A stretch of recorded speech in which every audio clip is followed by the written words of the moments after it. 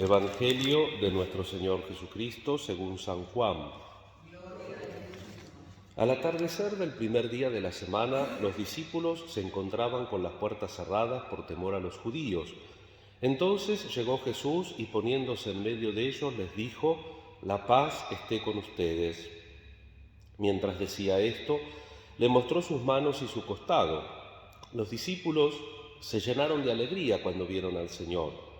Jesús les dijo de nuevo: «La paz esté con ustedes. Como el Padre me envió a mí, yo también los envío a ustedes». Al decirles esto, sopló sobre ellos y añadió: «Reciban el Espíritu Santo. Los pecados serán perdonados a los que ustedes se los perdonen y serán retenidos a los que ustedes se los retengan». Palabra del Señor. Queridos hermanos, Pentecostés, como escuchamos en la guía de la misa, es la plenitud de la celebración de la Pascua. Es la Pascua consumada y continuada, perenne, que no termina. Pentecostés es el último día de la fiesta, el día que hace cincuentena después de la Pascua. El último día es la memoria del don, del regalo del Espíritu Santo. Los santos padres, es decir, los autores teológicos, obispos, sacerdotes, teólogos que siguieron a la generación apostólica, enseñan que Cristo ha sufrido pasión y muerte y ha resucitado para entregar el Espíritu. Santo Tomás dice que dando el Espíritu, Dios no da un don inferior a sí mismo, sino que se da a sí mismo, como en los demás sacramentos, con la gracia santificante. El Espíritu convoca a la Iglesia, la une en la diversidad y le regala los dones de la unidad, de la santidad y de la apostolicidad. Todos somos apóstoles, es decir, enviados. Desde el primer Pentecostés, Cristo, sacerdote eterno, es quien invoca incesantemente el don del Espíritu sobre la Iglesia. El Espíritu es también el artífice de los sacramentos. Del mismo modo que vivifica el pan y el vino para que sean cuerpo y sangre de Cristo, vivifica el libro de la Escritura para que sea palabra viva para nosotros. Dentro de nosotros, en el corazón de cada creyente, es agua viva e impetuosa que clama: «Ven al Padre», decía el gran mártir Ignacio de Antioquía. Por él entramos en la comunión trinitaria ya en este mundo, aunque todavía no se ha manifestado la gloria de los hijos e hijas de Dios. Mucho más, la liturgia es la obra conjunta del Espíritu y de la Iglesia, nos recuerda Sacrosanctum Concilium del Vaticano II. Sin el Espíritu no hay liturgia cristiana. El amor de Dios ha sido derramado en nuestros corazones, le decía Pablo a los cristianos de Roma. Este mismo amor nos lleva siempre a los pobres, no sin razón. La secuencia invoca al Espíritu como Padre de los pobres, en latín Pater Pauperem. La lectura primera de los Hechos de los Apóstoles narra el gran acontecimiento de Pentecostés. El Espíritu hace nacer la Iglesia, que fue concebida, dicen los padres, en la cruz de Jesús. Por eso, cuando le pone el soldado la lanza en el costado, sale sangre y agua, símbolo de la Iglesia, bautismo y Eucaristía. Realmente hoy es un día fundacional. El Espíritu se manifiesta con toda la riqueza simbólica bíblica: sonido, viento, fuego. Se revela también en forma de lenguas como llamaradas sobre los apóstoles, para que también sus palabras sean ardientes para anunciar, ya sin miedo y a todos los pueblos, la resurrección de Jesucristo. El Espíritu llena en su totalidad la Iglesia, y a cada uno de los discípulos y discípulas comienza la misión universal de la comunidad apostólica. Los destinatarios de la misión son todos los pueblos representados por los extranjeros que se encuentran en Jerusalén: los medos, partos, elamitas, los que habitaban en la Capadocia, los prosélitos, que eran personas de otras naciones que querían ser judíos, aunque no tenían mucho lugar, era un comienzo para estar en el pueblo elegido. Los que hablaban el griego, los que hablaban las lenguas de ese momento, todos escuchan la alabanza del Espíritu. El Espíritu Santo, a diferencia de Babel, hará comprensible todos los lenguajes en el idioma de una misma fe, de una misma caridad. Ese mismo Espíritu, enseña San Pablo en la segunda lectura, se manifiesta en la diversidad de carismas, de ministerios y de actuaciones distribuidas en la comunidad. Todos proceden de su unidad y todos tienden a la unidad cuando son ejercidos en comunión. Ahora, si hay algún francotirador, ya la unidad se va a ver vulnerada. Cada manifestación particular está al servicio de la plenitud de la unidad, ya que lo mismo que el cuerpo es uno y tiene muchos miembros, y todos los miembros del cuerpo, a pesar de ser muchos, son un solo cuerpo, así es también Cristo. En el Evangelio se relata la presencia del Señor resucitado en medio de la comunidad apostólica, como hemos escuchado.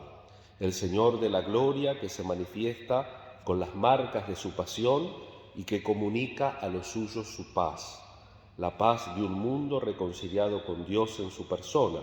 Más todavía, Él que murió entregando su espíritu al Padre, ahora expira el Espíritu a los discípulos, sopló sobre ellos, dice el texto de Juan. Lo exhala sobre ellos como una nueva creación. Desde ahora, la comunidad apostólica será neumatófora, es decir, portadora del Espíritu, y por eso podrá perdonar los pecados. Este Espíritu no actúa solo en el interior de la comunidad, actúa hacia lo exterior, en el relato del primer Pentecostés, para que la Iglesia, impulsada por el Espíritu, se abra al mundo y predique que Jesús es el Señor. Desde el primer Pentecostés, siempre es Pentecostés en la casa de la Iglesia, allí donde los hombres confiesan que Jesús es el Señor. El Espíritu es regalo. Hay un antiguo axioma latino que dice ubi ecclesia, ibi spiritu. Donde hay iglesia, donde hay asamblea, allí hay espíritu. Y este mismo espíritu enriquece el cuerpo de Cristo con una gran abundancia de dones y carismas.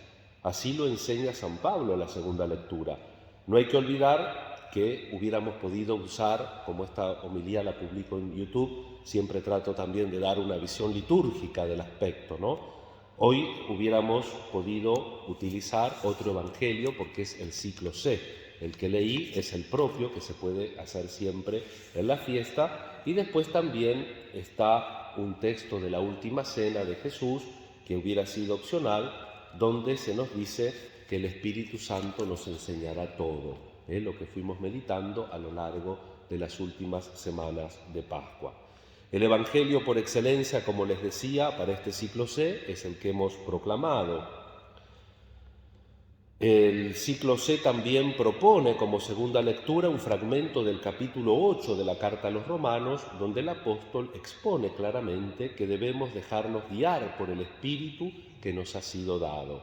Ello no se lleva a cabo sin lucha contra aquello que la Sagrada Escritura llama carne, que es todo lo mundano, el espíritu que se opone a lo que Jesús nos enseña en el Evangelio. Pablo afirma lo más grandioso: ese espíritu y nuestro espíritu dan un testimonio concorde, que somos hijos de Dios, y si somos hijos, también somos herederos. Hay que ser hombres y mujeres de oración para entender y para experimentar esto. El espíritu se manifiesta en la libertad de los hijos de Dios para hacer el bien y practicar la justicia. El texto evangélico se ha seleccionado de un fragmento del discurso, como les dije, de la despedida de Jesús, donde habla de la promesa del Espíritu Santo. Él será la memoria de la palabra de Jesús en la Iglesia y quien hará posible la inhabitación trinitaria, ya que solo por el Espíritu es posible que el Padre y Jesús nos amen y habiten en nosotros. Dice Jesús: vendremos a Él y haremos morada en Él. Esto es real por la donación del Paráclito, del abogado, Dios en tanto que participado en nosotros como gracia. Quiero terminar esta homilía con una invocación de un padre de la Iglesia en una mistagogía, es decir, en una catequesis. San Simón el Nuevo Teólogo se llama. Es el último de los 3 santos de la Iglesia Ortodoxa al que se dio el título de teólogo, de ahí que también recibiera el adjetivo de nuevo. Los otros son San Juan el Apóstol y San Gregorio Nacianceno. San Simón fue un poeta que personificó la tradición esicasta mística de la Iglesia Ortodoxa. Y la invocación dice así, y esto hagámoslo escuchando y sintiendo que también en nuestro corazón hacemos oración y abrimos nuestra vida al Espíritu de Jesús. Ven luz verdadera, ven vida eterna, ven misterio oculto, ven tesoro sin nombre, ven realidad inefable, ven persona inconcebible, ven felicidad sin fin, ven luz sin ocaso, ven espera infalible de todos los que deben ser salvados, ven despertar de los que están acostados, ven resurrección de los muertos, ven, oh poderoso, que haces siempre todo y rehaces y transformas por tu solo poder. Ven, oh invencible y totalmente intangible e impalpable.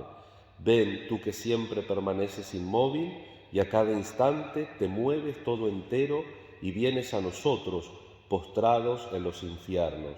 Oh tú, por encima de todos los cielos. Ven, oh nombre bien amado y respetado por doquier, del cual expresar el ser o conocer la naturaleza permanece prohibido.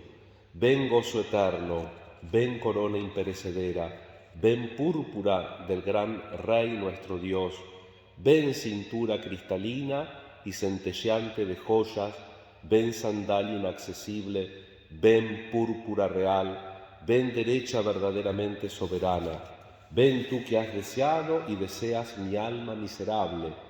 Ven tú, el solo, al solo, ya que tú quieres que esté solo. Ven tú que me has separado de todo y me has hecho solitario en este mundo. Ven tú, convertido en ti mismo, en mi deseo, que has hecho que te deseara, tú, el absolutamente inaccesible. Ven mi soplo y mi vida. Ven consuelo de mi pobre alma. Ven mi gozo, mi gloria, mis delicias sin fin. Amén. Ven, Espíritu Santo, por la poderosa intercesión del Inmaculado Corazón de María, tu amadísima esposa. Amén.